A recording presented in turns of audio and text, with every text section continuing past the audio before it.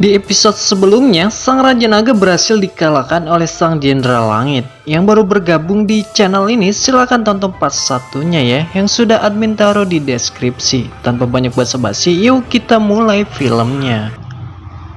To be racist or anything, but Asian people. Sang Jenderal yang berhasil mengalahkan Sang Raja Naga membawa potongan kepala naga untuk diberikan kepada Dewa Pelindung dengan maksud agar naga tersebut tidak bisa bereinkarnasi. Dewa Pelindung yang kembali menanyakan di manakah kitab suci disembunyikan, namun Sang Raja Naga lagi-lagi tidak mau memberikan kitab suci tersebut. Hingga akhirnya Sang Pelindung pun melenyapkannya menjadi sebuah partikel dan hancur berkeping-keping.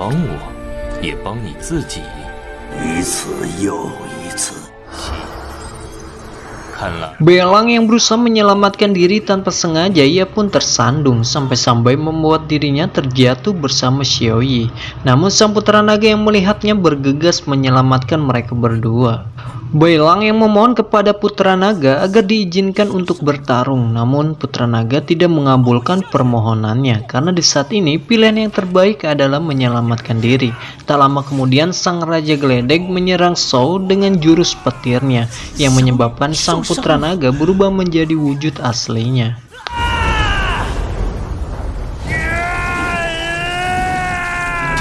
Tak tahan melihat ada yang kabur, Jenderal Dajjal yang tidak ingin melihat putra naga hidup, ia pun memanah sang putra naga dan berhasil mengenainya, sehingga ia pun yakin bahwa sang putra naga tak lama lagi nyawanya akan innalillahi.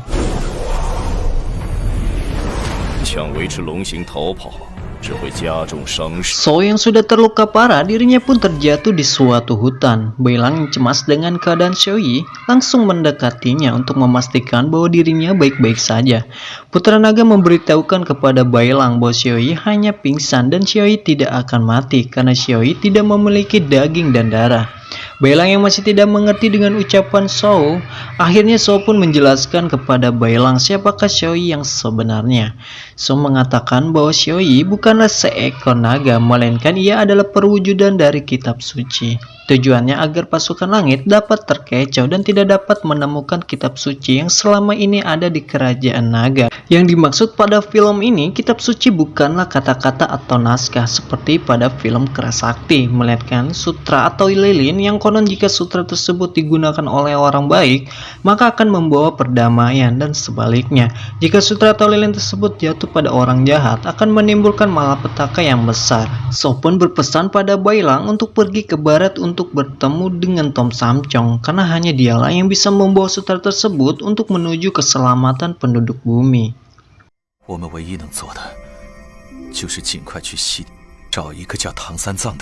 Jenderal Kumis yang melacak keberadaan putra naga, ia pun berhasil menemukan mereka berdua, sekaligus mengetahui kitab suci yang selama ini kerajaan langit cari adalah Xiaoyi.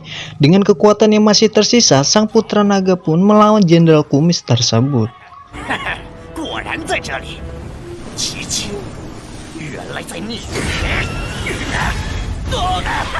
Di saat kritisnya, Shou memberikan sisa kekuatannya kepada Belang dengan konsekuensi Shou akan mati.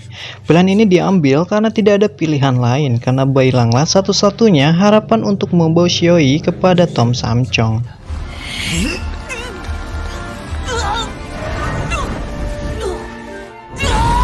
Mengetahui Shou yang sudah mati, kini waktunya Jenderal Kumis merebut kitab suci dari tangan Belang dengan harapan akan diberikan giveaway jika Jenderal Kumis berhasil membawa kitab suci tersebut dan diserahkan kepada kerajaan langit. Belang yang tidak rela Xiaoyi jatuh pada Jenderal Kumis, ia pun segera mengambilnya kembali dengan cara menggigitnya. Sang Jenderal Kumis yang kesal pada Belang karena telah menggigitnya, ia pun memasukkan Belang pada sebuah pagoda. Namun faktanya Belang yang kini mempunyai kekuatan roh naga, ia pun berhasil keluar dari pagoda tersebut.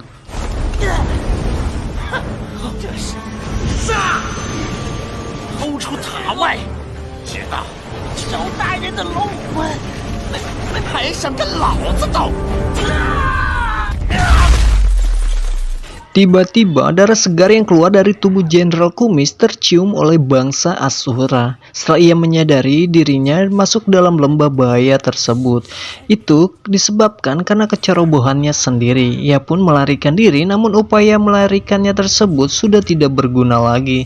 Seketika itu juga para bocil Asura memakan tubuhnya. 有天主的宿敌，他想借阿修罗的力量。 Sementara itu, Raja Asura yang menghampiri Bailang mengatakan berani-beraninya membawa pasukan langit ke markasnya, karena pasukan langit termasuk salah satu musuh bebuyutan Raja Asura. Bailang pun menjelaskan bahwa dirinya ada di tempat ini bukan tanpa sengaja, melainkan ditugaskan untuk membawa sutra atau kitab suci kepada Tom Samcong. Setelah mendengar penjelasan Bailang, Raja Asura pun membiarkan Bailang untuk pergi, sambil berpesan, larilah sekencang mungkin atau kau akan mati. 谢谢。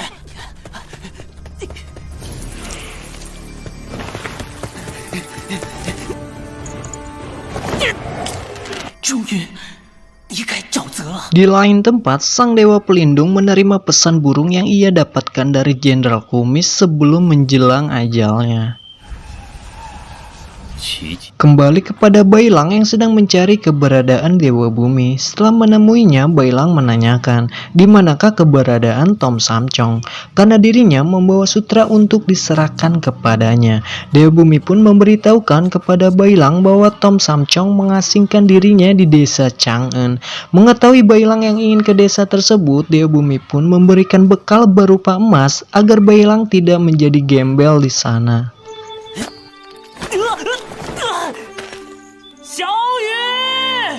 Singkat cerita, tibalah Bailang di desa Chang'en. Melihat makanan yang begitu lezat, Bailang pun ingin sekali memakannya. Namun Bailang yang tidak membawa uang sempat diusir oleh pedagang tersebut. Untungnya Bailang yang membawa emas, pedagang itu pun matanya langsung melotot. Sambil memakan sate Idul Adha, tak lama kemudian Bailang menanyakan keberadaan Tom Samcong. Pedagang itu pun memberitahukan bahwa Tom Samcong berada di kastil paling mewah yang ada di desa ini. Setibanya di kastil, Bailang tidak diizinkan masuk karena Bailang terlihat seperti gembel. Namun lagi-lagi Bailang memberikan sebuah emas yang membuat penjaga tersebut melotot. Sementara itu, Bailang sudah menemui Tom Samcong meminta agar mau membawa sutra ini untuk pergi ke barat. Namun faktanya Tom Samcong yang menolak ajakannya tersebut dengan alasan ia sekarang sudah hidup damai dan tidak mau bertarung lagi. Bailang yang menjelaskan bahwa masalah ini tentu ada kaitannya dengan Tom Samcong, karena sesungguhnya Tom Samcong lah yang membawa sutra ini kepada Raja Naga. Sehingga di sini kita diperlihatkan masa lalu Tom Samcong yang merebut sutra tersebut dari Kerajaan Langit, karena Tom Samcong mempunyai firasat yang amat buruk apabila sutra ini digunakan oleh Kerajaan Langit tersebut. Hingga terjadilah pertarungan yang dimenangkan oleh Tom Samcong. Hingga akhirnya Tom Samcong membawa sutra ini untuk diberikan kepada Raja Naga. Part 2 pun selesai. Akankah Tom Samcong memenuhi permintaan Bailang? Jawaban tersebut akan kita jawab di video selanjutnya. Ya, dan jangan lupa subscribe.